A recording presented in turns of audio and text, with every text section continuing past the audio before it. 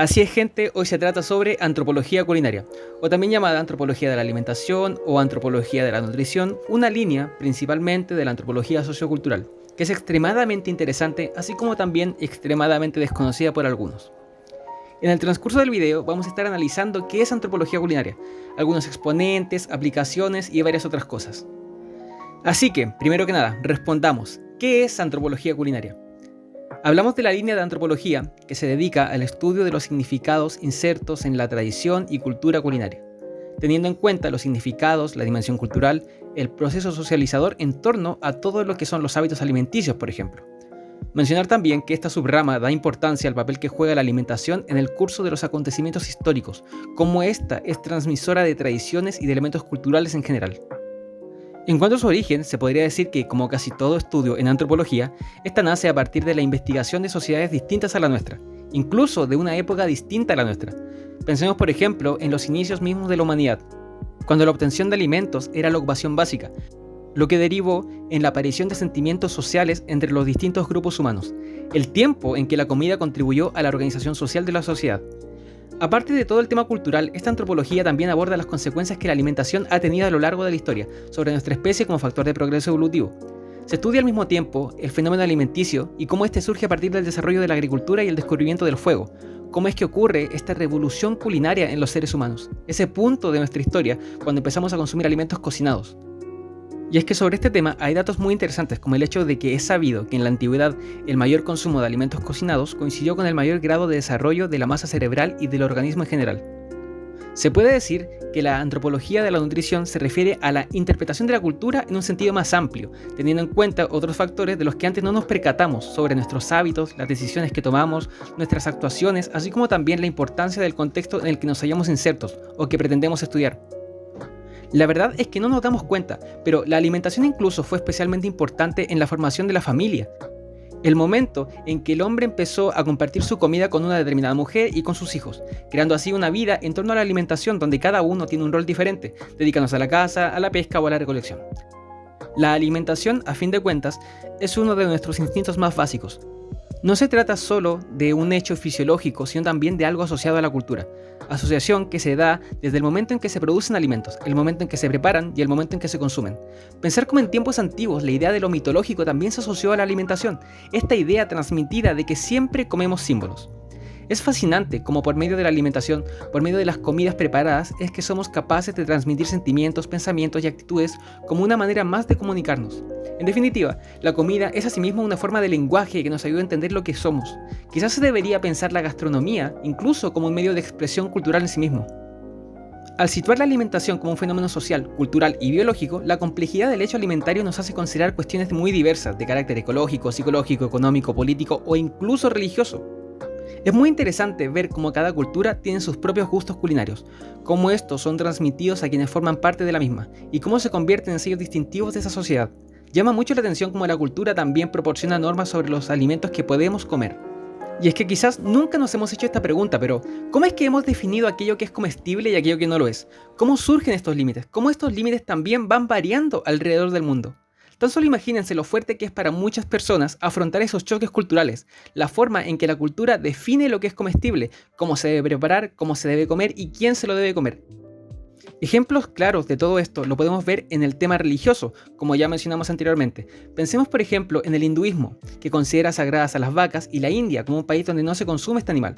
O también pensar por ejemplo en la religión judía, que sigue la dieta hebrea y se limitan a comer la comida que llaman kosher. Y otro hecho importante que es necesario mencionar son todas las prácticas, ritos y costumbres que están asociadas a la alimentación y que poseen gran importancia para las distintas sociedades en niveles que ni siquiera somos capaces de imaginar.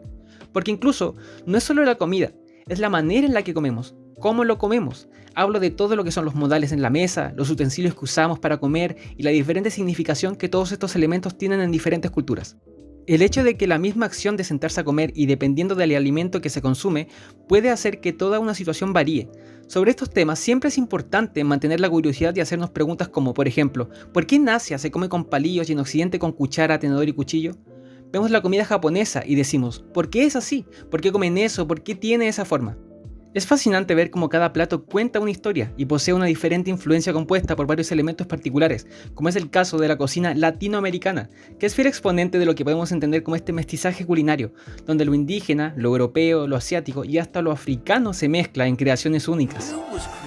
Son estos orígenes mestizos los mismos que han dado identidad al aspecto culinario de cada país, quedando esto en evidencia en la mezcla de la que gozan varios platos típicos.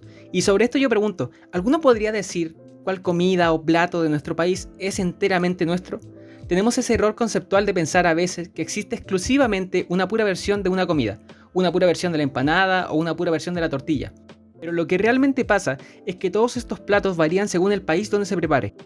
Está la versión de la empanada chilena, la versión de la empanada peruana, la empanada argentina, la española y así pasa con todas las comidas.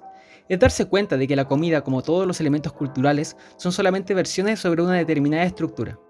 Y es muy interesante cómo esta identidad culinaria viaja más allá de los límites de un país, cuando personas de otras partes del mundo descubren nuevas comidas, nuevos sabores, una serie de nuevas posibilidades en la cocina y se convierten en embajadores de la propia cultura culinaria de un país, compartiendo su descubrimiento con otras personas. Es bastante llamativo cómo la alimentación ha pasado de ser solamente un ejercicio biológico para satisfacer necesidades básicas a ser mucho más que eso, a formar parte de todo un entramado social. No nos damos cuenta, pero hace mucho tiempo que ya no comemos lo que comemos solamente para saciar el hambre o para adquirir el número indicado de calorías diarias para nuestro cuerpo. Ya no hay nada que esté en nuestros refrigeradores o en nuestros platos que esté ahí por casualidad, como tampoco es casualidad el lugar donde gastamos nuestro dinero para el consumo de alimentos, ya sea haciendo compras o yendo a comer a un restaurante. Ya hablando sobre temas de aplicación, se dice que la aplicación de la antropología al campo de la alimentación ha sido clave para revelar la importancia de la misma en nuestra identidad, en nuestra salud, en nuestra pertenencia a un grupo, a un estilo de vida, a una filosofía o posicionamiento político, entre otras muchas variedades. Se puede ver su aplicación en la biomedicina, por ejemplo, aportando la diversidad interpretativa en campos tan complejos como las sociedades modernas y su salud, el caso del conocido como trastorno de la conducta alimentaria. Cuando se realizan diagnósticos en torno a personas con este tipo de problemas, aspectos socioculturales de los individuos por lo general no se toman en cuenta, lo que ha provocado que se termine reduciendo todo el asunto solo a un estatus de enfermedad, haciendo responsable a la persona de forma individual muchas veces sin tener en cuenta otros factores o condicionantes. Lo que la antropología pretende es tener en cuenta los distintos espacios relacionales de las personas, los contextos, las situaciones políticas, socioeconómicas, entre otras varias cosas. No solo relacionando a la persona con la comida, sino también relacionando a la comida dentro de la sociedad. Entender cómo es posible la variedad de productos con los que contamos hoy, entender esta abundancia que viene de un sistema agroalimentario que produce a gran escala y a un coste cada vez menor, significa entender, primero que nada, a las personas que se encargan de satisfacer y llenar nuestras neveras. Entender a los pueblos que sostienen en sus suelos y fábricas partes vitales en la cadena de producción y cómo todo esto tiene un efecto sobre ellos mismos. Las cadenas de alimentación, para sorpresa de muchos, nos reportan información clave para comprender los desplazamientos de personas y los movimientos migratorios de las últimas décadas, por mencionar un caso. Esto de lo que hablo es muy importante en la antropología, el poseer la capacidad para hacer correlaciones entre elementos que parecen estar aislados entre sí. Ahora, hablando sobre algunos exponentes, hay varias personas interesantes a las cuales mencionar aquí. En primer lugar, quien probablemente sea la fundadora de la antropología de la nutrición, está Audrey Richards, que, como antropóloga de la vieja escuela, hizo investigaciones sobre estos temas en grupos africanos, lo que dejó plasmado en su obra Hunger and Work in a Savage Tribe, uno de los primeros trabajos sobre antropología de la nutrición. Mencionar un caso destacable, y es que aquí en Chile, desde el año 1993 se hace entrega del Premio Nacional de Humanidades y en todos estos años solamente un antropólogo, para este caso una antropóloga, lo ha ganado.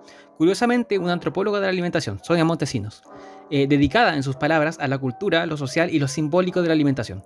Creo que será especialmente útil para hacerse a la idea del conocimiento que maneja un antropólogo culinario, ver el video que dejaré en la descripción, donde aparece ella contando un poco acerca de su trabajo, sobre las numerosas investigaciones que ha hecho en el sur del país acerca de los alimentos, entre otras cosas. Y también recomiendo una entrevista que le hicieron a un chef y antropólogo llamado Cristian Albán, una persona quien dice se dedica a rescatar la historia de su país y la historia de la humanidad a través de la cocina. Todo lo que cuenta sobre la historia de los platillos, toda la historia que hay en la etimología de las palabras con las que estos se nombran y varias otras cosas bien interesantes. Como siempre, ya terminando, obviamente les recomiendo a todos tomar todo esto como punto de partida. Buscar más información, ser curiosos respecto al tema, motivarse y aún más importante, suscribirse y dar like a este video si les gustó. Espero que haya sido así, seguiré haciendo más y que dejen sus comentarios, que compartan para hacer comunidad. Y eso, yo creo que por ahora nos estamos viendo en otro video. Gracias y adiós.